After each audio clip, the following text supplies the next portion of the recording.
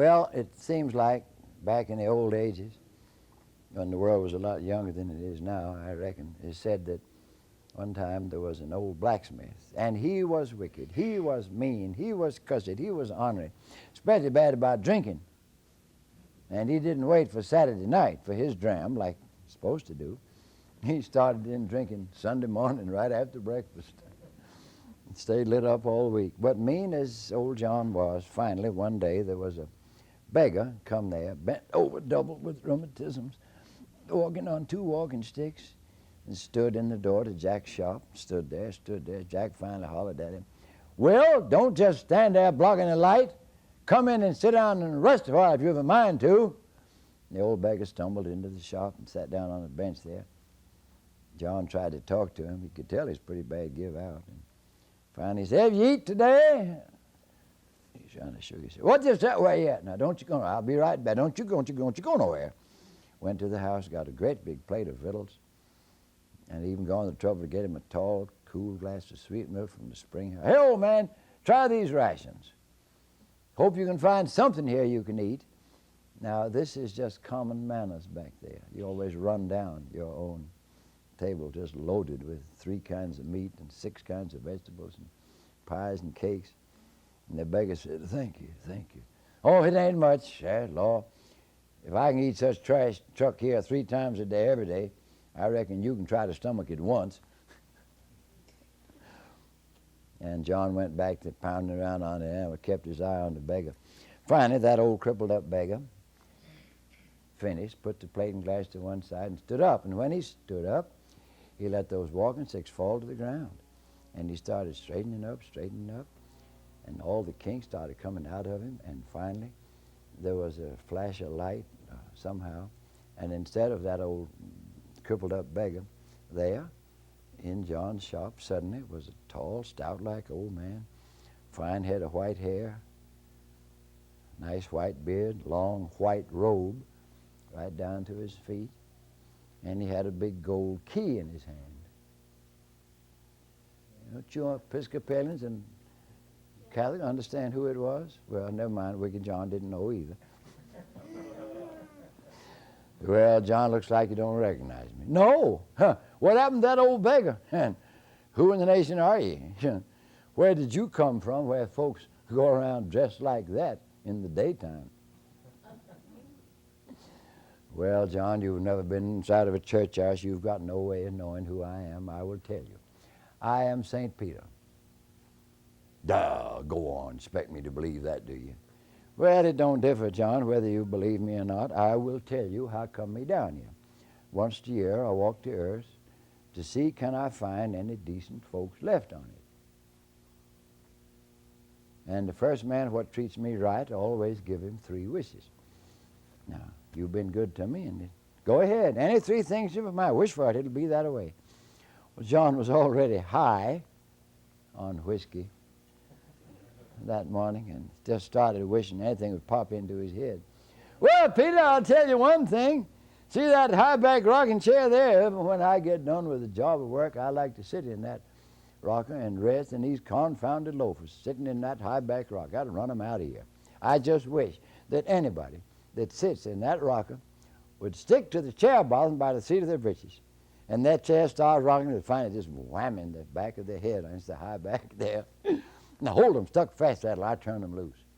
Now I tell you something else. These feisty school kids come in here messing with my tools, especially sneak that big sledgehammer out the door and play pitch hammer there across the road. Never when I've got to use it, I got to hunt it where them blamed kids have left it. Out there in the tall grass. I just wish that anybody takes hold on that sledgehammer. By dad, they'd stick to the hammer handle both hands, and that hammer keep right on a pounding, and oh Lord, rattle them. Shake the daylights out of them. Shake their eye teeth loose. There. Well, St. Peter was writing with a gold pencil in a little notebook, looking kind of sad. John staggered over there to him. He says, "Well, now, Peter, I got one more, have I? Let me study a minute. I'll tell you. See that fire bush outside the door? It used to be a lot bigger than it is now. These people come here scraping their wagons again, it, troubling with their horses. Just about got my old firebush mimicked. I just wish that anybody that touches that bush, it would grab them somehow. They'd go head foremost right down in the middle of that firebush where them stickers are the sharpest and thickest, and hold them in there by dad till I turn them loose. There now.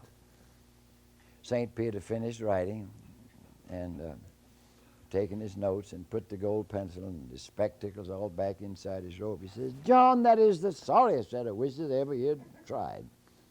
You might have made one little wish for your salvation, but, oh, Lord, that's what you wish for, and it'll be like I said. I got to be a-going now. Oh, just stay the night, Peter, stay the night. No, I got other business elsewhere, John. I got to be a-going. And St. Peter stepped over the sill, and do you know, the minute he was over the sill, he was gone like that. John run to the door, couldn't tell which way he went or nothing. Now, you would think, with a saint right there at him, John, something might have rubbed off. John might have gotten to be a little better man, but, oh, Lord, had no effect whatever. He kept on drinking and being profane. Somebody come there to have something done, and he said, all right, I'll do it in a minute. And this customer would sit down in the big rocking chair. And finally the chair started rocking him till his head was just a-banging on it. And John would get a good laugh out of it and turn him loose. And if anybody grabbed the big sledge for any reason, they'd stick to it and it would sling them around. And if anybody just happened to tip that firebush, Lord, it was pitiful. And John would get a good laugh out of it and finally turn them loose. Well, now, one way and another, the devil, you know about him? Well, watch out for him, you hear? One way and another, the devil got uneasy because John was getting so mean, so cussed, so ornery, such a bad actor. The devil got uneasy, afraid John was going to outdo him in meanness. And so he sent for one of his boys. Hey, you go up there and get that old man up there. He lives up in the mountains somewhere just the other side of, out in the state of California, I think it is. Lives in that mountain just north of all that stuff out there. You go find him. His name's John. They call him Wicked John. You go get him and bring him back down. I ain't going to wait for him to die. I'm going to have him now. He's getting too mean to live. So John was working in the shop, and all of a sudden there was a little devil, about a junior high-sized devil, maybe 5th or 6th grade-sized devil. Little horns just bumping up on his forehead. Did you ever see a little kid goat? Yeah. And there he was, you know. All of a sudden John saw him and said, ah, look at yonder. Ain't that a cute little devil? Yeah. Now, what you want, son? Look here, mister. Dad told me to come and get you, not to wait nothing, to put them things down. We got to go. Now, don't rush me. I ain't going nowhere till I finish this one horseshoe. All right, just one.